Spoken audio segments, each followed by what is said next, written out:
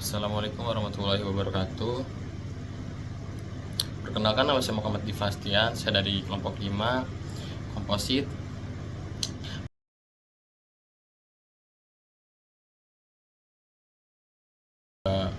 Video atau kesempatan kali ini saya akan mempresentasikan materi komposit. Apa sih itu komposit? Komposit adalah bahan yang terdiri dari dua atau lebih bahan yang berbeda yang digabungkan bersama untuk menciptakan sifat-sifat yang unik dan lebih baik daripada masing-masing bahkan komponennya secara terpisah.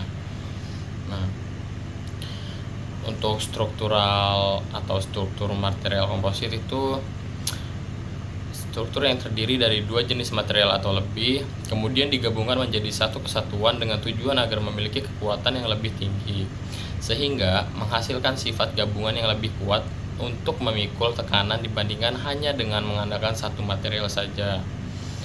Struktur komposit sendiri memanfaatkan sifat fisik dan mekanik masing-masing bahan yang digunakan, sehingga dari sifat tersebut akan diperoleh berbagai kelebihan tertentu dibandingkan dengan bahan yang membentuknya. Sifat-sifat material komposit tidaklah harus sama, tidak pula harus sejenis, namun masing-masing material memiliki kekuatannya sendiri-sendiri.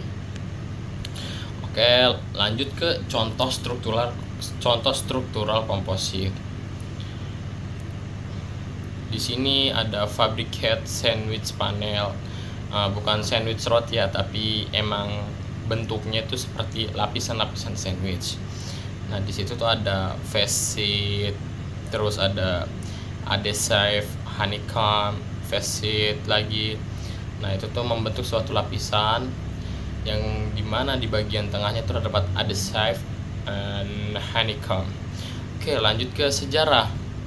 Untuk sejarahnya sendiri itu yang komposit itu udah dari tahun 1200-an, yang dimana pada bangsa Mongol menemukan busur komposit pertama yang terbuat dari kombinasi kayu, batu atau bambu, kayu bambu, tulang, urat sapi, tanduk, dan sutra yang diikat dengan resin pinus alami.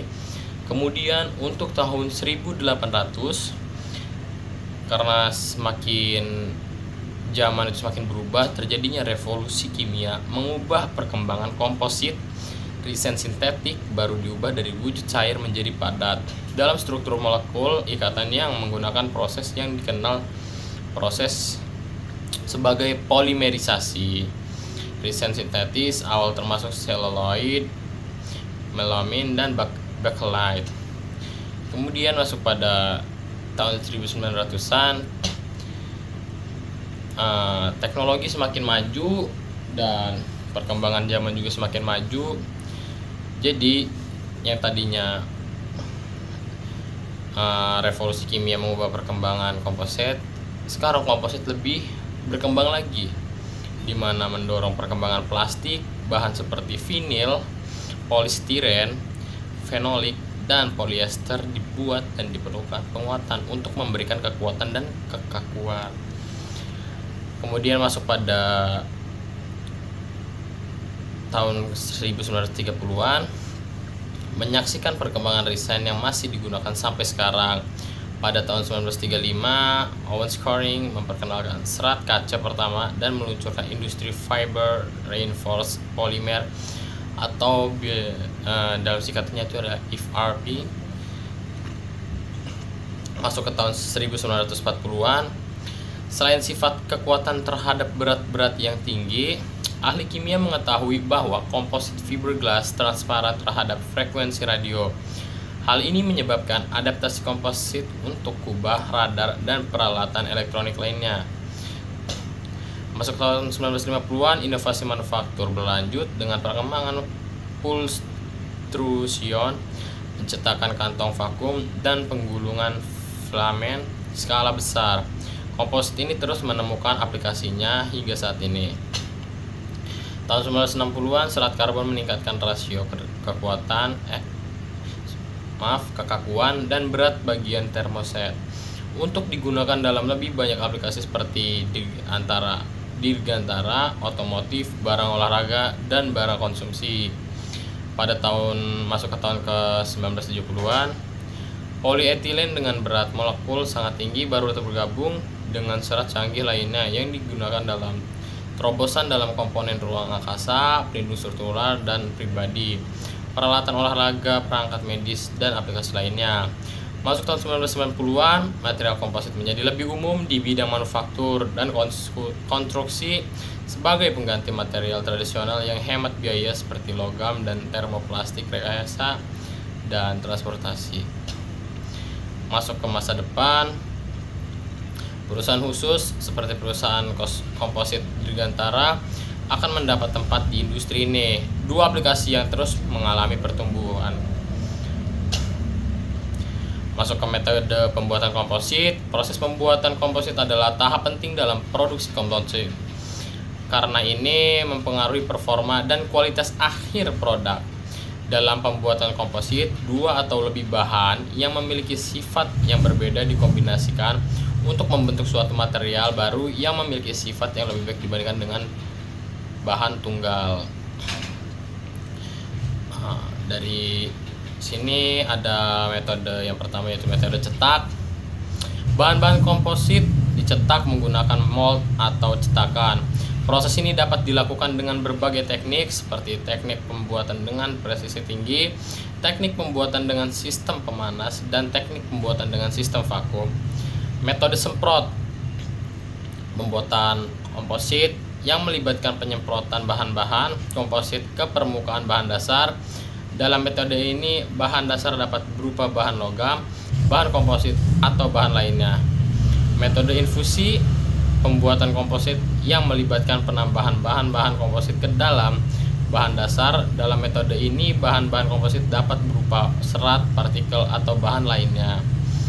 Masuk ke proses pembuatan komposit. Setelah bahan-bahan komposit dikombinasikan, produk komposit harus diproses untuk memperkuat kinerja produk. Proses ini dapat dilakukan dengan berbagai metode seperti pengeringan, pemanasan, dan penekanan. Proses ini bertujuan untuk memperkuat ikatan antar bahan dan memperbaiki sifat mekanik produk. Kemudian masuk ke sifat-sifat komposit.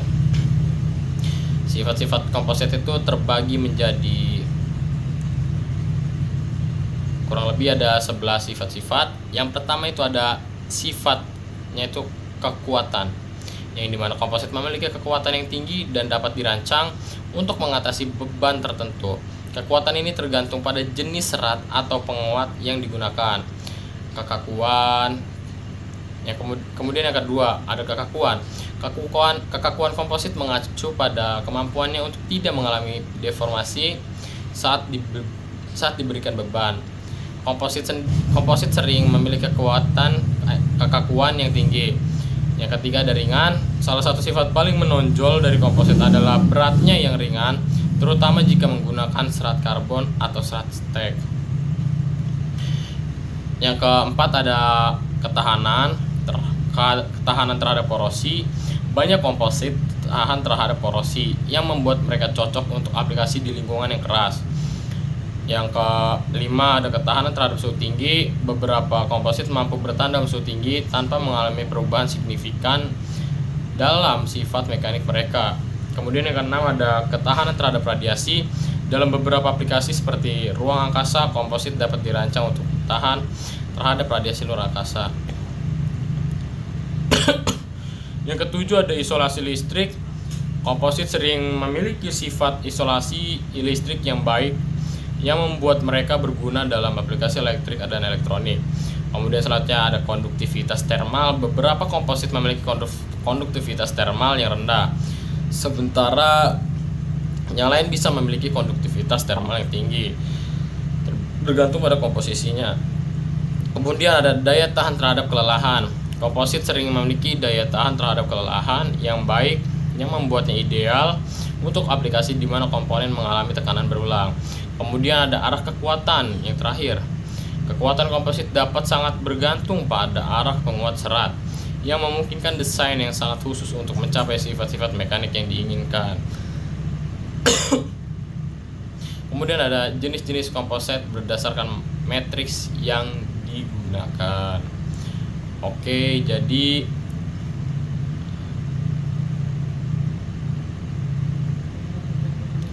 untuk matriks yang digunakan,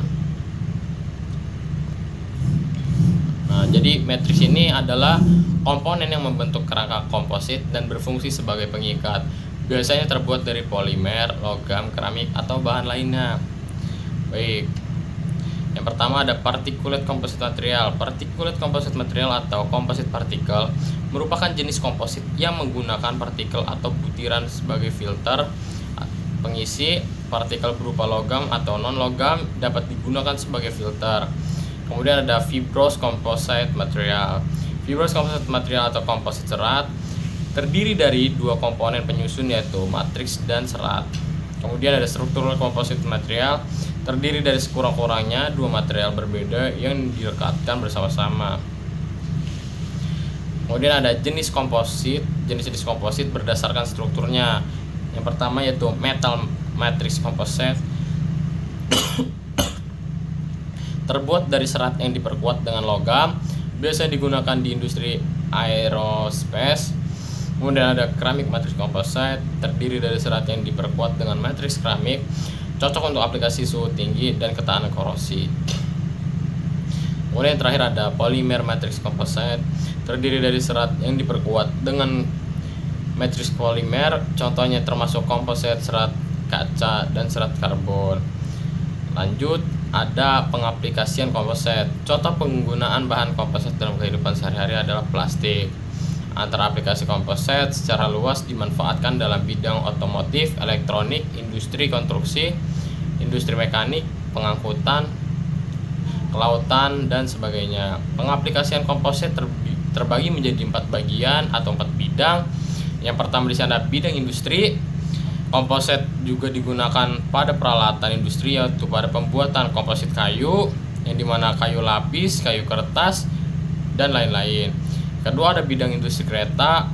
Pada industri kereta digunakan untuk bahan kendaraan dan bumper. Penggunaan dalam industri kimia antara lain pipe, tangki, dan vessel. Kemudian ada bidang elektronika.